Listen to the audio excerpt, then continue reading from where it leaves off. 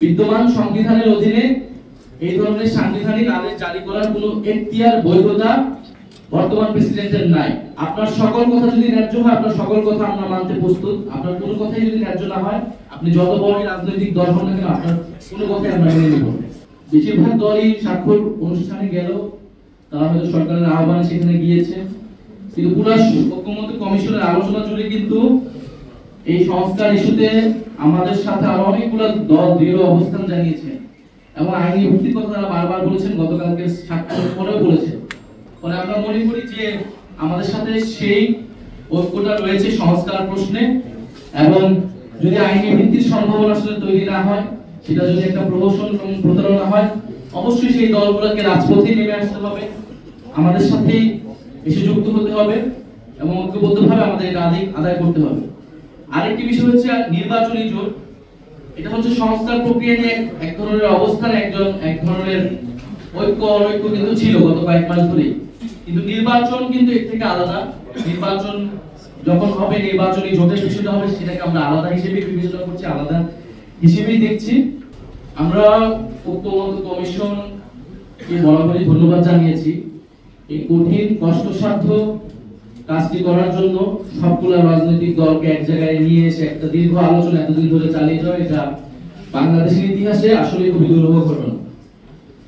তবে আমাদের কাছে মনে হয়েছে যে আলোচনা যখন চলেছে, আলোচনায় একটা কথা বারবার বলা হয় যে ভিন্ন মত থাকবে, যে যার ভিন্ন মত দিয়েছে। আপনি 5টা মত দিলেন, আমি 5টা মত দিলাম, এখান থেকে কিছু রাখা হবে, কিছু রাখা হবে না।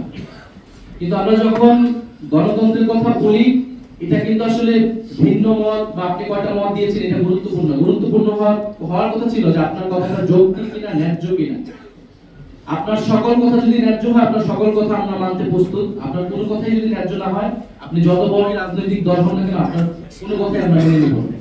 বলে ঐক্যমত্য কমিশনে আসলে বক্তব্যের বা আলোচনার ন্যায্যতা, যৌক্তিকতার থেকে অনেক সময় মাঠের পেশি শক্তি, সরকারের ভিতরে নানান ধরনের প্রভাব বিস্তার, এই বিষয়গুলো কাজ করেছে। এবং ঐক্যমত্য কমিশন আমাদের কাছে কখনো কোনো মনে হয়েছে তারা দৃঢ় অবস্থানটা নিতে পারেনি, তবে তাদের থেকে সেই চেষ্টাটা আমরা সবসময় দেখেছি। ফলে তাদের প্রতি আমাদের আহ্বান থাকবে যে কোনো ধরনের পেশি শক্তি, কত বড় রাজনৈতিক দল, এই সকল কিছু বিবেচনায় না নিয়ে বরং আমাদের দাবিটা কতটা যৌক্তিক, কতটা গণতান্ত্রিক এবং কতটা জনগণের আকাঙ্ক্ষাকে প্রতিফলন করতে পারছে, সেই বিষয় বিবেচনা নিয়ে তাদেরকে অবস্থান নিতে হবে। এবং আমরা যেটা বলেছি যে সাংবিধানিক আদেশ জারি করা, এবং এই তর্কটা কিন্তু শোনা হয়নি। আমরা ঐক্যমত্য কমিশনে এই জন্য বারবার বলছিলাম, ঐক্যমত্য কমিশন বাস্তবায়ন প্রক্রিয়ার আলোচনা ছাড়াই বন্ধ হয়ে যেতে নিয়েছিল। তখন আমাদের প্রতিনিধিরা এটা জোর করেছিল যে বাস্তবায়ন প্রক্রিয়া নিয়ে আলোচনা করতে হবে। সেই আলোচনা যদি আরো একটু কিছু করা যেত, এই বিষয়গুলো শুরু হওয়া সম্ভব ছিল। বিদ্যমান সংবিধানের অধীনে এই ধরনের সাংবিধানিক আদেশ জারি করার কোনো এখতিয়ার বৈধতা বর্তমান প্রেসিডেন্টের নাই। আপনাকে যদি এই ধরনের সাংবিধানিক আদেশ জারি করতে হয়, তাহলে তার বৈধতা আপনাকে নিতে হবে জুলাই গণঅভ্যুত্থান থেকে, যেখানে জনগণের সার্বভৌম অভিপ্রায়ের প্রতিফলন ঘটেছিল। ফলে জুলাই গণঅভ্যুত্থানের অভিপ্রায় বর্তমান প্রেসিডেন্ট যিনি রয়েছেন তিনি ধারণ করতে পারেন না। তার কাছ থেকে এই আদেশ জারি হলে সেটি নৈতিকভাবে, রাজনৈতিকভাবে জনগণের কাছে গ্রহণযোগ্য হবে না। কারণ প্রেসিডেন্ট যিনি আছেন চুপ্পু সাহেব, তিনি জুলাই গণঅভ্যুত্থানের কোনো সিম্বল নয়, বরং প্রফেসর মোহাম্মদ ইউনূস ছাত্র জনতার আহ্বানে সেই সময় বাংলাদেশে এসেছেন, সরকারের দায়িত্ব নিয়েছেন এবং ছাত্র জনতার অভিপ্রায় সকল কিছু তার কাছে অর্পণ করা হয়েছে। ফলে আমরা বলছি সাংবিধানিক আদেশ যেহেতু আপনি বিদ্যমান সংবিধানের ভিতর থেকে দিতে পারবেন না, তার বাইরে গিয়ে দিতে হবে।